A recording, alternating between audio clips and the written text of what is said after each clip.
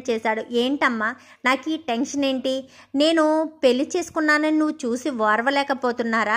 కొడుకును పట్టించుకోవట్లేదని నువ్వు కావాలని ఇదంతా చేస్తున్నావు కదా అని చెప్పాను. కానీ ఏం మాట్లాడుతున్నావు కళ్యాణి? అసలు నువ్వు మాట్లాడిన దాంట్లో అర్థం ఉందా అని చెప్పనేసరికి, కళ్యాణియా? రోహిణి కదా రోహిణి వదిన పేరు, మరి కళ్యాణి అని పిలుస్తుంది ఏంటి వాళ్ళమ్మ? పోనీ రోహిణి కళ్యాణి అంటే అది వేరే పేరు, ఇది వేరే పేరు, రెండు మ్యాచ్ అవ్వట్లేదు కదా అని చెప్పి అలా వింటూ ఉంటాడు. నేనెందుకు కక్ష పెంచుకుంటానమ్మా, నాకేం పని, నువ్వు సంతోషంగా ఉంటేనే కదా అనగాని, ఏమో మొదటి పెళ్ళి ఎలాగా పెటాకులైందని రెండో పెళ్ళి చేసుకుని సంతోషంగా ఉంది, దీన్ని ఎందుకు సంతోషంగా ఉంచాలి, దీన్ని బాధ పెట్టాలి అన్న ఉద్దేశంతో నువ్వు చింటుగాడు కలిసి ప్లాన్ చేసినట్టుంది ఇదంతాను. నాకు తెలియట్లేదమ్మా అని చెప్పనేసరికి, చాలా తప్పుగా ఆలోచిస్తున్నావు రోహిణి. ఇదేనా నువ్వు వాడి గురించి అర్థం చేసుకున్నది, నా గురించి అర్థం చేసుకున్నది?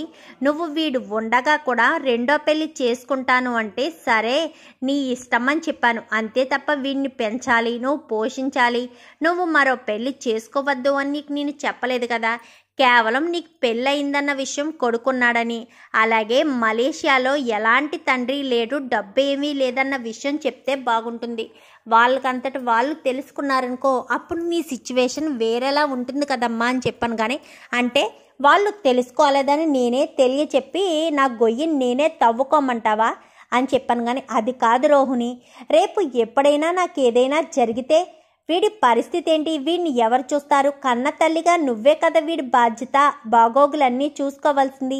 మరి నువ్వు చూసుకోకపోతే ఎవరు చూస్తారు? అందుకే ఇప్పటి నుంచి మీ అత్తగారిని ఒప్పించి నీ కొడుకుగా ఇంట్లోకి తిరగనిస్తే తర్వాత నాకు ఏదైనా అయినా కానీ నీ కొడుకును కూడా ఆ ఇంటికే తీసుకువెళ్ళొచ్చు అని చెప్పనేసరికి ఒక్కసారిగా రవి షాక్ అయిపోతాడు. ఏంటిది, వదినికి పెళ్ళయ్యి కొడుకుండి మలేషియా అంతా అబద్ధమా?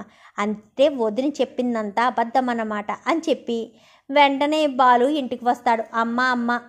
రవి ఇంటికి వస్తాడు. అమ్మ అని పిలిచేసరికి, ఏంట్రా రవి ఏమైందని చెప్పాను. కానీ రోహిణి వదిన గురించి నీకు ఒక విషయం చెప్పాలమ్మా అనగానే, రోహిణి గురించి నువ్వేం చెప్తావు నాకు అని చెప్పనేసరికి, ఒక్కసారి ఇది చూడమ్మా అంటూ వెంటనే వాళ్ళ ముగ్గురు మాట్లాడుకున్న మాటలన్నీ కూడా వీడియో తీసింది చూపిస్తాడు. ఎందుకంటే రోహిణి ఏదైనా సరే మాట మార్చేయడం బాగా అలవాటు కాబట్టి, ప్రభావతిలాగా ఎక్కడ మాట మార్చేస్తుందన్న భయంతో వాళ్ళు మాట్లాడుకున్నదంతా ఆడియోతో సహా వీడియో చూపించేసరికి ఒక్కసారిగా ప్రభావతి షాక్ అయిపోతుంది. ఏంట్రా నువ్వు మాట్లాడేది? తనను వాళ్ళమ్మ కళ్యాణి రాహుల్ అని పిలుస్తుందేంటి? ఊర్లో ఇల్లుందని చెప్తున్నారేంటి? మలేషియా అంతా అబద్ధం అని చెప్తున్నారేంటి అని చెప్పాను. కానీ అబద్ధం కాబట్టి అబద్ధమ్మా, మలేషియాలో వాళ్ళ నాన్న ఉన్నాడు అని చెప్పగానే ఒక్కసారి నువ్వు ఆలోచించుంటే సరిపోయేది కదా. కానీ నువ్వు వెనక ముందు ఆలోచించకుండా కోట్ల ఆస్తి కలిసి వచ్చేస్తుందని వెంటనే పెళ్లి చేసేసావు. ఇప్పుడు చూసావా రోహిణి వదిన గురించి బయట పడుతుంది అని చెప్పనేసరికి, అవును నిజమే, అసలు రోహిణి ఎక్కడుంది, నిజంగా తన కొడుకేనని చెప్పాను. కానీ ఇంకా నమ్మశక్యం కావట్లేదమ్మా వాళ్ళ మాటలు కూడా విన్న తర్వాత అని చెప్పనేసరికి వెంటనే రోహిణి వస్తుంది. రోహిణి రావడంతో ఏంటిది రోహిణి అని వీడియో చూపించేసరికి ఒక్కసారిగా రోహిణి షాక్ అయిపోతుంది. ఈ వీడియో అత్తయ్య ఈ వీడియో అని చెప్పనేసరికి, చెప్పు, ఏదో ఒకటి కవర్ చేస్తూ ఉంటావు కదా, చెప్పు వింటాను, బొద్దులాగా లేకపోతే పిచ్చిదానిలాగా నువ్వు ఏం చెప్పినా వింటూ ఉంటాను కదా, చెప్పు అని చెప్పనేసరికి, అదంతా అనవసరం, నీకు కొడుకు తల్లి ఉందన్న విషయం నిజమా కాదా అని చెప్పనేసరికి, అది అత్తయ్య అని చెప్పాను. కానీ చెప్పు రోహిణి చెప్పు. సారీ, నీ పేరు కళ్యాణి కదా, మీ అమ్మ కళ్యాణి అనే పిలిచింది కదా, అంటే ఆ రోజు ఫోన్ చేసింది కూడా మీ అమ్మనేనన్నమాట. నువ్వు చాలా బాగా మాయ చేసావు, అబద్ధాలు చెప్తుంటే చాలా బాగా అతికినట్టుగా కాకుండా కవర్ చేసినట్టుగా చాలా బాగా నమ్మించేసామని. కానీ అది కాదత్తయ్య, నేనొక్కసారి చెప్పేది వినండి. ఏం చెప్తావు రోహిణి? అదే ఏం చెప్తావు కళ్యాణి? నీకు పెళ్ళయిందన్న విషయాన్ని దాచిపెట్టానని చెప్తావా? నీకు కొడుకున్నాడని విషయాన్ని దాచిపెట్టానని చెప్తావా? లేక మలేషియాలో నా తండ్రి లేడు, కోట్ల ఆస్తి లేదు, ఇదంతా నేను కావాలనే అబద్ధం చెప్పానని చెప్తావా? నేను ఇంకా పిచ్చిదాన్ని కదా, నువ్వే చెప్పినా నమ్మేయడానికి. చెప్పు పర్వాలేదు నమ్ముతాను అని చెప్పనేసరికి, అది అనగానే చెంప చెల్లు అనిపిస్తుంది ప్రభావతి. అయితే రోహిణి అత్తయ్య అనగానే నోరు మూసే, పెళ్ళైనా పెళ్ళి కాలేదని చెప్పి కొడుకు అలాంటిది ఎవరూ లేరని, నాకు తండ్రి మాత్రమే ఉన్నాడు, తల్లి లేదని, ఎంత మాయమాటలు చెప్పావే, ఎంత మోసం చేసావే, నీకులాంటిది అసలు ఇంట్లో ఉండడానికి వీల్లేదు అంటూ ఇంకా ప్రభావతి అయితే రోహిణిని అంటుంది.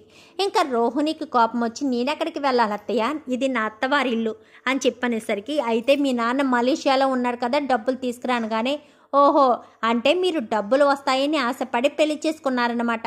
నన్ను గనక కట్నంలా డబ్బులు అడిగితే కనుక నేను పోలీస్ స్టేషన్లో పెడతాను మీ ఇద్దరిని అని చెప్పనేసరికి, ఏంటి మా ఇద్దరిని పోలీస్ స్టేషన్లో పెడతావా అంటూ ప్రభావతి అయితే రోహిణి మీద చెయ్యెత్తుతుంది. ఎత్తండి అత్తయ్య, ఇది కూడా ఉపయోగపడుతుందిలే అని చెప్పి ఇంకా మీరా అనేసరికి ప్రభావతి చెయ్యి దించేస్తుంది. చూసారండి ఎంత పొగరుగా మాట్లాడుతుందో, నీకు తగ్గట్టుగానే మాట్లాడుతుంది కదా ప్రభావతి, నీకు తగ్గ కోడలే కదా అని చెప్పనేసరికి, అదేంటండి అలా మాట్లాడుతున్నారు అనగానే, ఇంకేం మాట్లాడాలి, ఇప్పుడు రోహిణిని ఏం చేస్తావు, రోహిణి గురించి అన్ని విషయాలు తెలిసిపోయాయి, ఇప్పుడు ఏం చేయగలవు, ఇంట్లోంచి బయటకి పంపించేస్తావా, అప్పుడు మన పరువే కదా పోతుంది, అందుకే ఏం జరగలేనట్టు ఏం తెలియనట్టు నోరు మూసుకుని ఉండని చెప్పాను. కానీ ఇప్పుడు నేను నా విషయం తెలిసింది కదా, నా కొడుకుని ఇక్కడికే తీసుకొస్తానని చెప్పాను, కానీ నేను చచ్చినా ఊరుకోను అనగానే, సరే పోలీస్ కేసే పెడితే ఎందుకు ఊరుకోరో అది చూస్తాను అని చెప్పి రోహిణి అయితే పైకి వెళ్ళిపోతుంది. ప్రభావతి షాక్ అయిపోతుంది. ఎంతో నెమ్మదిగా ఉంటుందన్న కోడలు ఏంటి ఎగిరెగిరి పడుతుంది అని కంగారు పడుతూ ఉంటుంది. చూద్దాం రాబోయే ఎపిసోడ్స్లో ఏం జరుగుతుందో. వీడియో నచ్చితే లైక్ చేయండి, ఛానల్ని సబ్స్క్రైబ్ చేసుకోండి, పక్కనే ఉన్న బెల్ సింబల్లో ఆల్ పై క్లిక్ చేయండి. ఇలా చేయడం వల్ల అందరికంటే ముందుగా చూడవచ్చు.